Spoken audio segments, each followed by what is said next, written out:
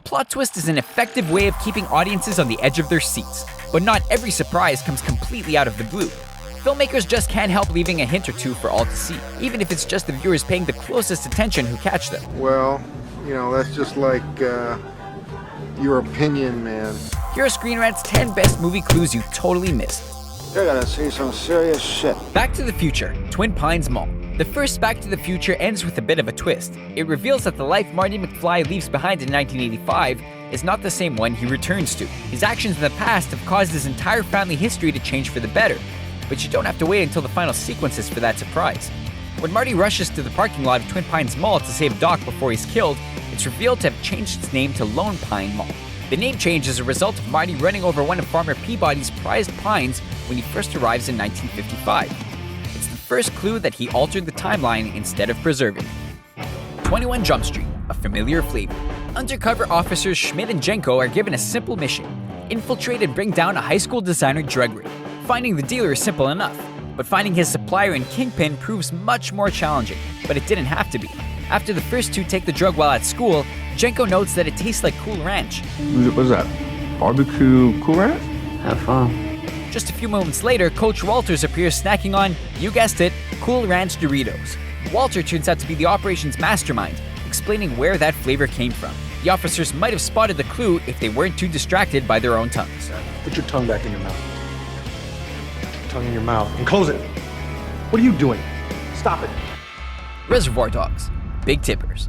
After a jewel heist goes horribly wrong, Quentin Tarantino's cast of thieves are convinced that there's a rat in their midst. The survivors are left to find out which one of their team may be working with the police. A collection of bottles hints that Mr. Orange isn't on the same page as Mr. White or Pink, but the undercover LAPD officer actually lets the secret slip in the very first sentence. First, he changes his mind to fit in with his colleague. Just convinced me. Give me my dollar back. Then, when the group asked who didn't tip for their breakfast, Orange immediately squeals. Who didn't throw in? Mr. Pink. Mr. Pink. This clearly shows he doesn't subscribe to the same code as his partners. If only they'd caught it, the movie's ending might have been a lot less messy. Oh well. Fight Club, Flashes of Time. When the narrator learns that he and Tyler Durden are actually the same person, it blows his mind. But eagle-eyed viewers weren't caught completely by surprise. In the film's first act, the narrator begins to see quick glimpses of Tyler as he battles his insomnia. It's the first suggestion he's simply a figment of his imagination begging to be unleashed. If that wasn't enough, Tyler later calls the narrator on a payphone that doesn't accept incoming calls. Saving the big twist from attentive viewers was obviously not a priority for director David Fincher. He is Jack's spoiler alert. I get cancer. I kill Jack. The Sixth Sense, an unfriendly ghost. Discovering that Bruce Willis's character was dead the whole time is one of the greatest twists in cinematic history. The movie immediately warrants a second viewing, where viewers learn the twist wasn't necessarily a total surprise. I see dead people. It makes sense for Crow to spend plenty of time with his patient Cole, but it is a little strange that he doesn't address any other human after the opening scene. At one point, he arrives late for an anniversary dinner without his wife even acknowledging his presence. The clues are subtle enough to go unnoticed the first time, but on repeat viewings, they're impossible to miss. Shutter Island, a glass half full.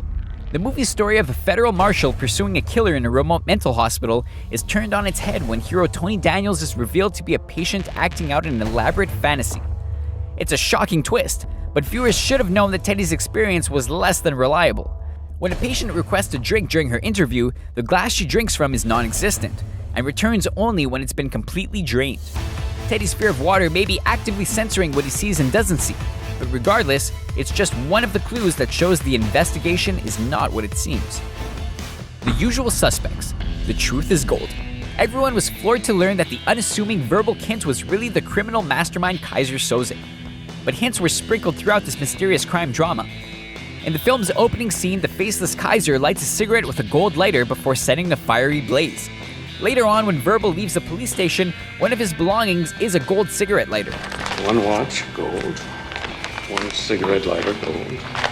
The same one used in that first sequence. It's a minor detail before the far larger twists are revealed, meaning deductive viewers realize the truth long before the characters in the story.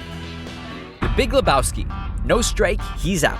Since the film's starring duo spends most of their time dismissing their fellow bowler Donnie, Forget it, Donnie, you're out of your element. Shut the fuck up, Donnie. viewers might not notice that every time he's shown bowling, he gets a strike. Until his final game, that is. He seems as confused as anyone when he leaves Penn standing, but exits the bowling alley to face off against a group of violent nihilists, Show me what you got, nihilist. I fuck you! where he suffers a heart attack and dies. Turns out, his last bowl was an ominous piece of foreshadowing. What would have happened if he'd thrown a gutter ball? The Prestige. Look to the birds. A single trick lies at the heart of this tale of rival magicians. Hugh Jackman's character desperately tries to learn how Christian Bale's Borden can transport between 2 points instantly. He eventually recreates the trick by copying himself, drowning each time as his new copy appears to wow audiences. In the end, Borden's explanation is his twin brother, not actual magic. It's a secret discovered early on by a young boy unconvinced by a disappearing bird trick. The boy sees what the audience doesn't, but even his rival's horrifying loop of suicides is explained using the same dead bird. He's all right. He's fine. Look at him.